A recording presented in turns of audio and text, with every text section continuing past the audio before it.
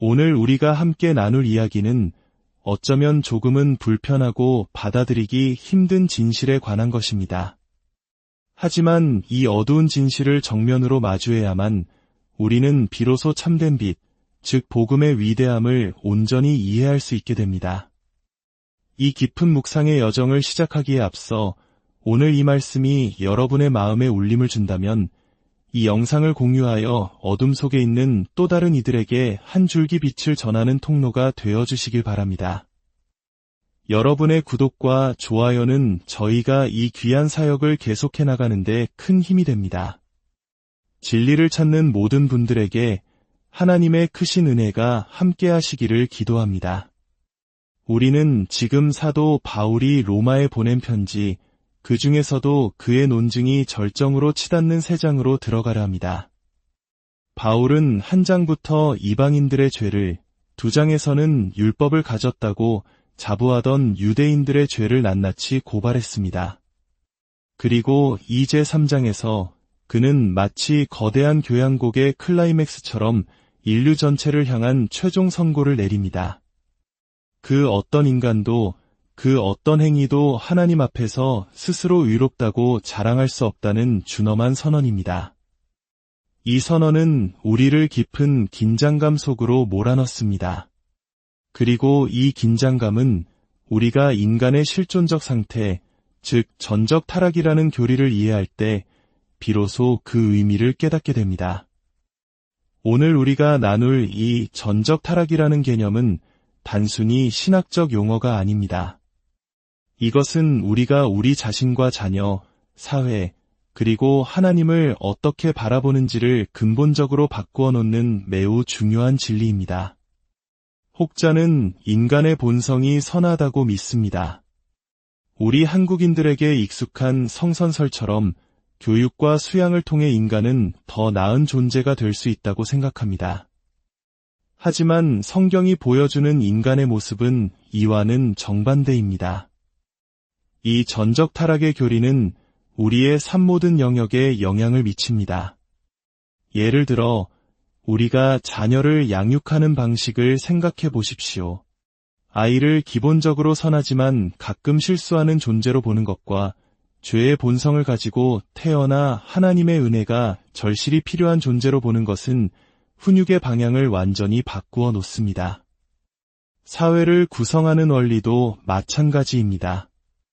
인간이 기본적으로 선하다고 믿는 사회는 개인의 양심과 자율에 더 많은 기대를 걸겠지만 인간의 죄성을 인정하는 사회는 견제와 균형이라는 법적, 제도적 장치를 통해 그 죄성을 통제하려 할 것입니다. 범죄자를 처벌하는 방식, 정신적 고통을 이해하는 방식, 심지어 우리가 복음을 전하는 방식까지도 이 교리에 대한 이해에 따라 달라집니다. 만약 내가 꽤 괜찮은 사람이라고 생각한다면 나는 결코 내 죄의 깊이를, 그리고 나를 위해 십자가를 지신 예수 그리스도의 사랑의 높이를 깨달을 수 없습니다. 내가 얼마나 절망적인 존재인지를 알지 못한다면 그 절망에서 나를 건져주신 구원자의 위대함을 어찌 찬양할 수 있겠습니까? 그래서 오늘 우리가 듣게 될 소식은 나쁜 소식입니다. 철저하게 우리를 무너뜨리고 절망하게 만드는 소식입니다. 하지만 기억하십시오. 이 나쁜 소식을 제대로 이해하지 못하면 복음이라는 기쁜 소식이 그렇게 기쁜 소식인지 결코 알 수 없습니다. 자, 이제 로마서 3장 9절부터의 말씀을 통해 하나님께서 진단하시는 인간의 모습을 함께 살펴보겠습니다. 바울은 수사적인 질문으로 시작합니다. 그러면 어떠하냐, 우리는 나으냐? 결코 아니라 유대인이나 헬라인이나 다 죄 아래에 있다고 우리가 이미 선언하였느니라. 여기서 유대인이나 헬라인이란 세상 모든 사람을 의미합니다. 율법 안의 사람이든 밖의 사람이든 예외는 없습니다. 그리고 바울은 구약 성경을 인용하여 자신의 주장을 뒷받침합니다. 기록된 바 의인은 없나니 하나도 없으며 깨닫는 자도 없고 하나님을 찾는 자도 없고 다 치우쳐 함께 무익하게 되고 선을 행하는 자는 없나니 하나도 없도다. 이 구절들에서 반복되는 표현이 있습니다. 하나도 없다. 아무도 없다. 바울은 단 한 명의 예외도 허용하지 않겠다는 듯 인간의 보편적인 죄악을 선언합니다. 우리 마음 깊은 곳에서는 이 사실을 받아들이기 어려워합니다.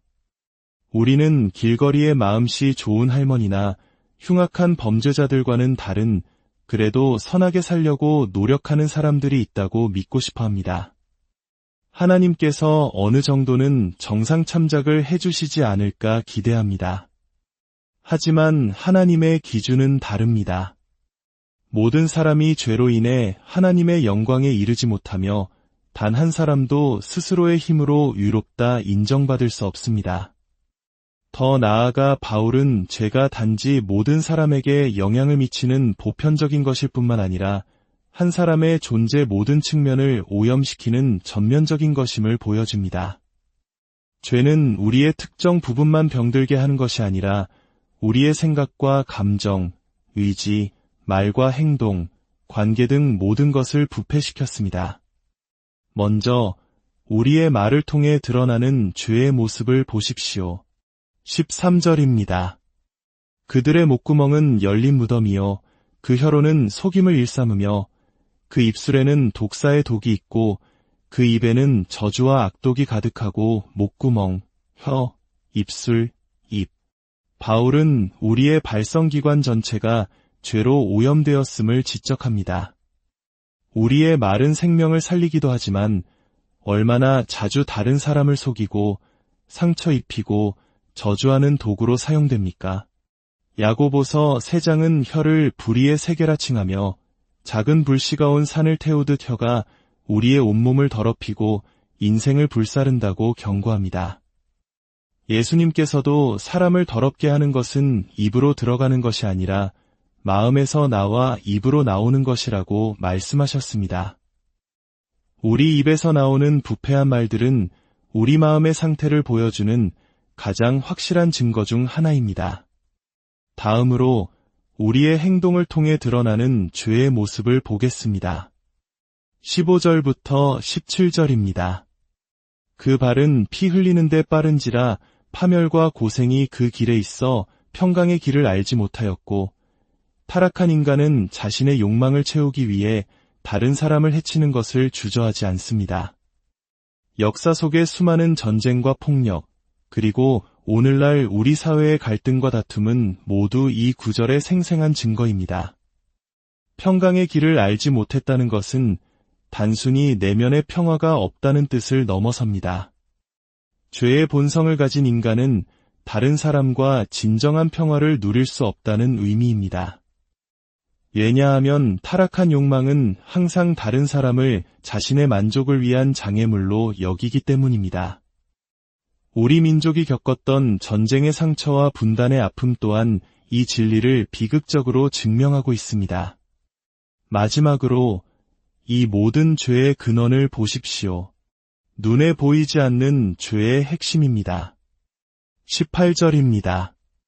그들의 눈앞에 하나님을 두려워함이 없느니라 함과 같으니라. 이것이 모든 문제의 뿌리입니다. 하나님을 경외하지 않는 것, 창조주이자 심판자이신 하나님을 의식하지 않고 그분의 권위를 인정하지 않는 것입니다.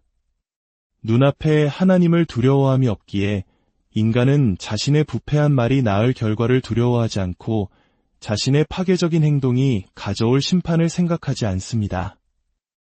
이것이 바로 성경이 그리는 타락한 인간의 자화상입니다. 저주의 굴레 아래서 입으로는 독을 내뿜고 발로는 파멸의 길을 걸으며 마음의 눈이 멀어 자신이 어디로 가는지조차 알지 못하는 상태. 이것이 바로 길을 잃은 상태입니다. 이런 상태에 있는 사람을 교육이나 상담 혹은 행동 교정으로 바꿀 수 있을까요? 불가능합니다. 그들의 눈을 가리고 있는 것은 초자연적인 어둠이기에 그것을 제거하는 것 또한 초자연적인 빛, 즉 하나님의 은혜로만 가능합니다. 우리는 종종 이 상태에 있는 사람의 겉모습을 바꾸려고 노력합니다. 그들의 말을 고쳐주고 행동을 제지합니다. 감옥에 가두어 더 이상 피를 흘릴 기회를 빼앗을 수도 있습니다. 하지만 그것이 그 사람의 내면을 바꾸었을까요? 아닙니다. 그것은 단지 내면의 죄가 밖으로 표현될 기회를 일시적으로 차단한 것뿐입니다. 우리 안에 있는 악은 우리 자신이 통제할 수 있는 것이 아닙니다. 더욱 충격적인 사실은 그리스도 밖에 있다면 우리 역시 그 흉악한 연쇄살인범과 본질적으로 다르지 않다는 것입니다. 나는 그 정도는 아니야라고 생각할지 모릅니다. 하지만 예수님께서는 산상수훈에서 형제를 미워하는 자마다 살인한 자라고 말씀하셨습니다. 하나님의 완전한 기준 앞에서 우리 중 누구도 자유로울 수 없습니다. 하나님의 은혜가 아니었다면 바로 그 자리에 있었을 사람이 바로 나 자신입니다. 이 진리를 깨닫지 못하면 우리는 결코 우리를 향한 그리스도의 은혜에 제대로 감사할 수 없습니다.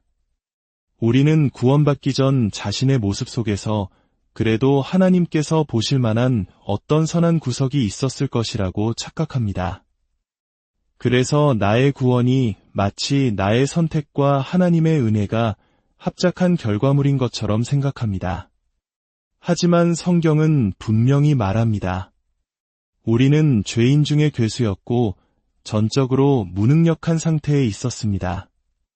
이 진리는 우리의 자녀 양육에도 절실합니다. 천사같이 사랑스러운 우리 아이들이 때로 이해할 수 없는 악한 행동을 하는 이유, 그것은 그들이 바로 이 로마서 3장의 진단서에 해당하는 존재로 태어났기 때문입니다. 그들의 가장 큰 필요는 좋은 교육이나 환경이 아니라 그들을 죄에서 구원할 복음입니다. 또한 이 진리는 구원받은 신자의 삶에도 계속해서 적용됩니다. 우리는 법적으로 의롭다 칭함을 받았지만 우리 안에 남은 죄의 습성은 평생에 걸쳐 씻어내야 하는 과제입니다.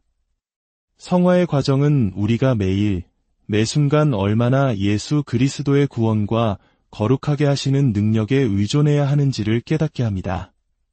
그래서 우리는 날마다 복음 앞에 서야 하고 세상에 동화되지 않고 마음을 새롭게 함으로 변화를 받아야 하는 것입니다. 마지막으로 이 진리는 우리가 주변에 믿지 않는 가족과 이웃을 바라보는 시선을 바꾸어야 합니다. 우리는 그들이 단지 우리를 불편하게 하는 존재라고 생각하며 그들의 영혼의 상태에 대해서는 무관심할 때가 많습니다. 우리는 그들이 단지 기회를 갖지 못했을 뿐인 무지한 사람이라고 생각할지 모릅니다. 하지만 성경은 말합니다. 그들 역시 의롭지 않으며 하나님을 찾지도 깨닫지도 못하는 영적으로 죽어가는 상태에 있다고 말입니다. 그들에게 절실하게 필요한 것은 우리의 동정이 아니라 복음입니다. 이 사실이 우리의 마음을 아프게 하고 그들의 영혼을 위해 무릎 꿇게 해야 합니다. 나의 불편함보다 하나님의 영광이 더럽혀지는 것에 분노하며 지혜를 구하며 복음을 전하게 해달라고 기도해야 합니다. 이것이 바로 복음이 그토록 기쁜 소식인 이유입니다.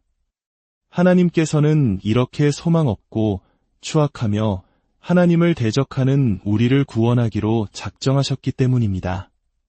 우리가 아직 죄인이었을 때 그리스도께서 우리를 위하여 죽으심으로 우리에 대한 자기의 사랑을 확증하셨습니다.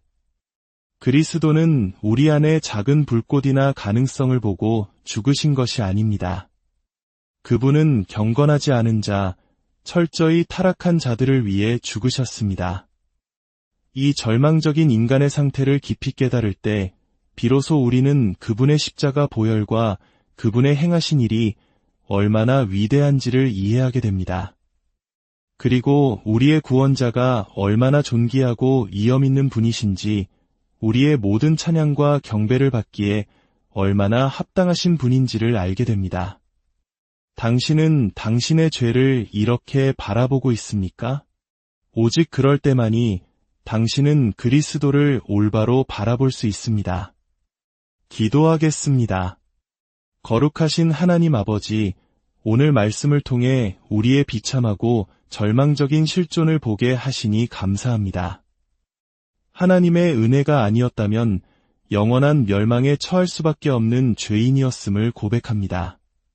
이런 우리를 위해 독생자 예수 그리스도를 보내주시고 십자가의 보혈로 구원하여 주신 그 놀라운 사랑에 감사와 찬양을 드립니다. 이 진리를 깊이 깨달아 더욱 겸손하게 주님을 의지하게 하시고 우리를 구원하신 주님의 위대하심을 날마다 찬양하는 삶을 살게 하여 주옵소서. 아직 이 복음을 알지 못하는 이웃과 가족들을 긍휼히 여기는 마음을 주시고 담대하게 생명의 복음을 전하는 저희가 되게 하여 주옵소서. 우리를 죄에서 구원하신 주 예수 그리스도의 이름으로 기도드립니다.